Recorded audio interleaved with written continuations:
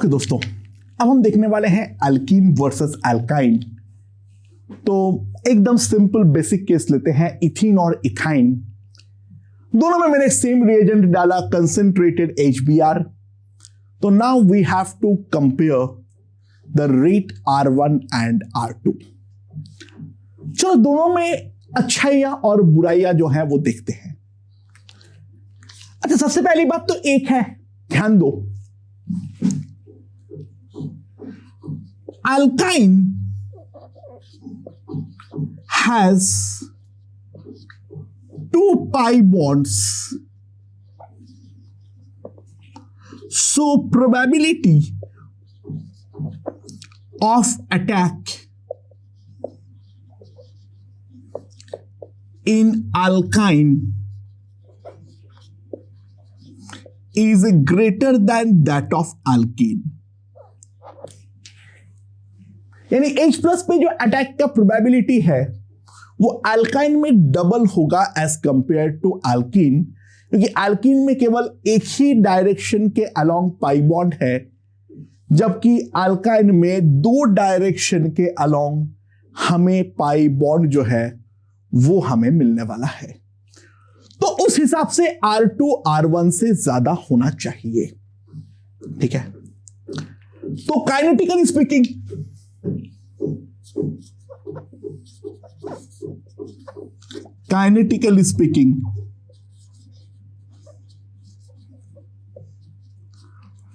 R2 is greater than R1। ठीक है, समझ में? बट इसके अलावा एक फैक्टर देखते हैं, क्या?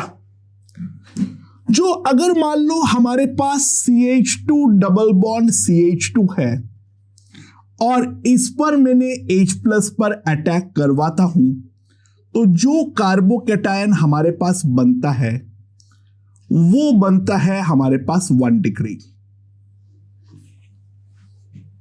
ठीक है, ये वाले केस में 1 डिग्री, 2 डिग्री, 3 डिग्री कुछ भी बन सकता है, बट जो भी बनेगा वो ऐसे बनेगा। और वहीं पर अगर मैं अल्काइन पे ध्यान दूं और उस पर H+ का अटैक करवाऊं, तो हमारे पास बनेगा सबसे पहले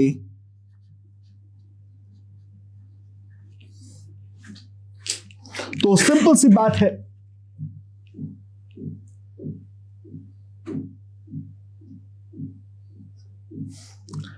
अरविंद जी यहां पे थोड़ा कट कर देना इस पॉइंट के बाद। अब मैं वापस बोल रहा हूं। ओके, तो सिंपल सी बात यहां पर यह है, जो in alkyne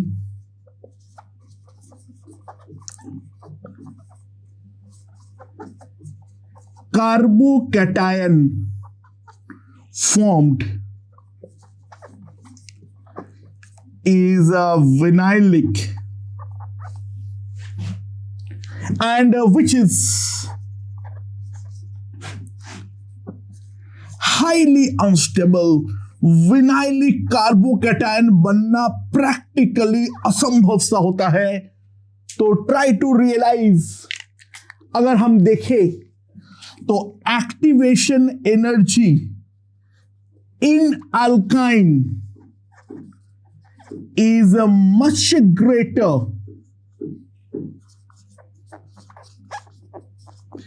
than that of alkene। यानी अल्काइन और अल्कीन पे अगर मैं देखूं तो जो हमारा इंटरमीडिएट बनेगा वो इंटरमीडिएट अल्कीन के केस में काफी बेहतर बनेगा एज कंपेयर टू अल्काइन। तो दोस्तों, अगर काइनेटिकली एक मामूली सा फैक्टर था, जो प्रोबेबिलिटी ऑफ अटैक होगा वो दुगुना होगा, लेकिन हाई एक्टिवेशन एनर्जी के कारण अल्काइन का हर एक कलीजन जो है वो हमारा प्रैक्टिकली एक इनइफेक्टिव कलीजन होने वाला है due to the high value of activation energy. तो rate of AE reaction in alkene is a much greater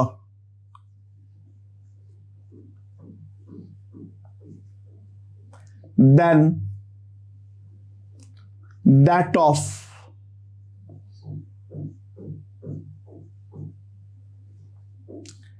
alkyne। मतलब क्या है, R1 का जो ऑर्डर होगा वो हमेशा R2 से ज्यादा होने वाला है। काइनेटिक्स हमें देखना ही नहीं है, तो अगर एल्कीन और एल्काइल दोनों हमारा प्रेजेंट है तो सबसे पहले रिएक्शन जो होगा इलेक्ट्रोफिलिक एडिशन का वो हमारा एल्काइन के बदले एल्कीन पे ही होने वाला है। यानी मैं एग्जांपल अगर मैं लेता हूं CH2 double bond CH, CH2 CH2, C triple bond CH, इस पर अगर मैं डालता हूं कंसंट्रेटेड HBr 1 मोल, तो इन दिस केस जो हमारा प्रोडक्ट बनेगा एडिशन हमारा डबल बॉन्ड पे ही होने वाला है।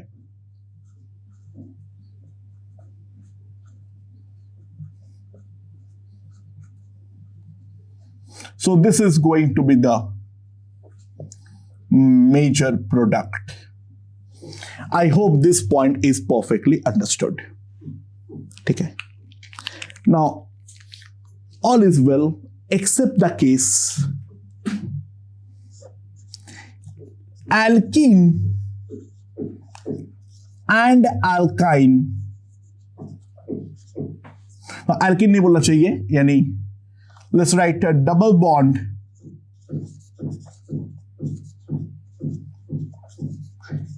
and triple bond in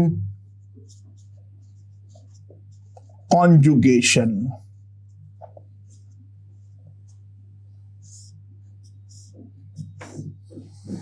Double bond and triple bond in conjugation.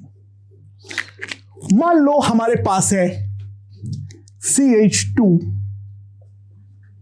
Double bond CH, C triple bond CH। सबसे पहले ये वाले मॉलिक्यूल का रेजोनेंस के बारे में एक बार के लिए देखते हैं। ये वाला डबल बॉन्ड ट्रिपल बॉन्ड को ऑब्वियस सी बात है अपना इलेक्ट्रॉन डेंसिटी देना चाह रहा है, तो इसका एक तरीके का जो रेजोनेंस हो सकता है वो ये वाला हो सकता है। यानी यहां पर इसका जो कैनोनिकल स्ट्रक्चर बनेगा CH2 plus CH double bond C double bond CH, C पे minus. This is the first canonical structure. Main canonical structure तो ऊपर वाला है, लेकिन मैं चार्ज डिस्ट्रीब्यूटेड कैनोनिकल स्ट्रक्चर्स जो है वो मैं देखना चाह रहा हूं। एंड सिमिलरली जो दूसरा पॉसिबल कॉन्जुगेशन है उसके बारे में अगर मैं देखूं तो यहां पर अगर हम ध्यान दें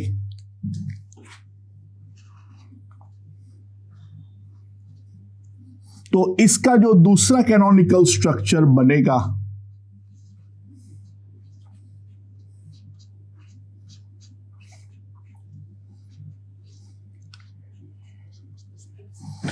तो सबसे पहले इंपॉर्टेंट सवाल है 1 और 2, इन दोनों में कौन सा बेहतर है? क्या 1 मोर कंट्रीब्यूटिंग होगा? यानी सवाल बहुत सिंपल है, which one is more contributing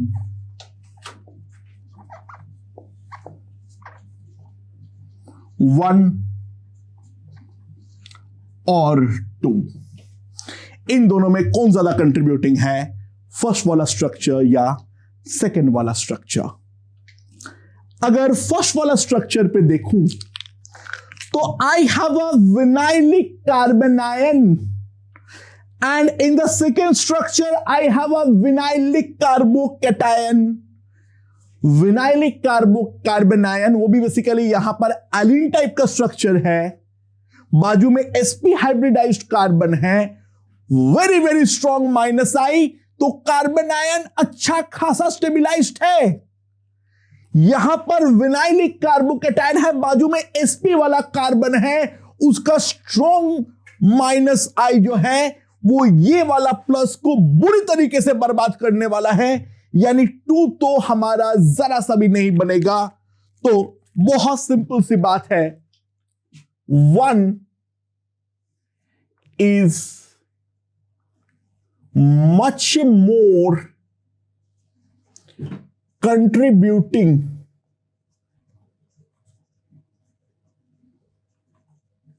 than 2. 1 is a much more contributing than 2. दोनों का कंट्रीब्यूशन जो है वो आपस पे हमारा कंपेरेबल भी नहीं है। 2 हमारा बनेगा ही नहीं, 1 ही 1 बनेगा। यानी अगर मैं ध्यान दूं, ये वाला जो मॉलिक्यूल होगा इसका जब मैं रेजोनेंस हाइब्रिड ड्रॉ करूंगा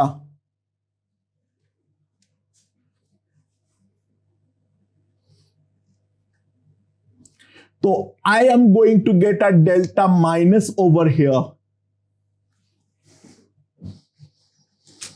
So simply I can say double bond is more electron rich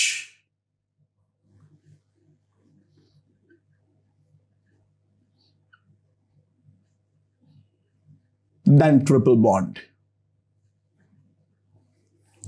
Double bond is a more electron rich, क्या लिख रहा हूं, less electron rich than triple bond. Electron density जो है वो हमारा ट्रिपल बॉन्ड पे काफी ज्यादा है as compare to double bond, क्योंकि डबल बॉन्ड जो है वो ट्रिपल बॉन्ड को वाया कॉन्जुगेशन अपना पाई इलेक्ट्रॉन डोनेट कर रहा है। तो ये वाला मॉलिक्यूल का डेल्टा माइनस सेंटर जो है वो अल्काइन वाला सेंटर है, और अल्कीन वाला सेंटर तो यहां पर डेल्टा प्लस है। तो now the triple bond centre will attack the electrophile.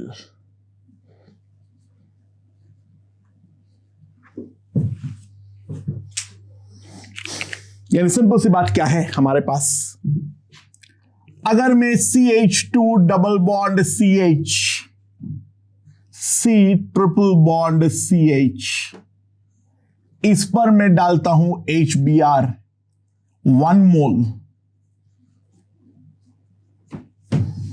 तो अटैक जो करेगा वो यहां पर H प्लस में हमारा ट्रिपल बॉन्ड करेगा,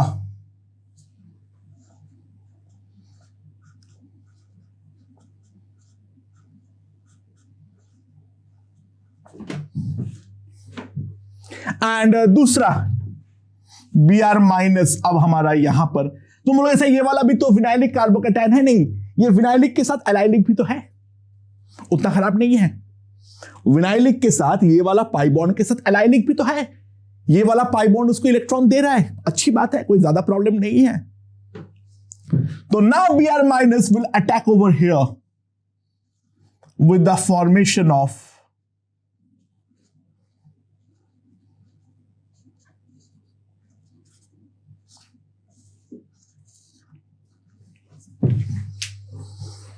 So this is going to be the major product. अच्छा, ये वाला प्रोडक्ट बनने का और भी एक कारण है, ये वाला प्रोडक्ट में ये दोनों डबल बॉन्ड कॉन्जुगेशन में है, the two double bonds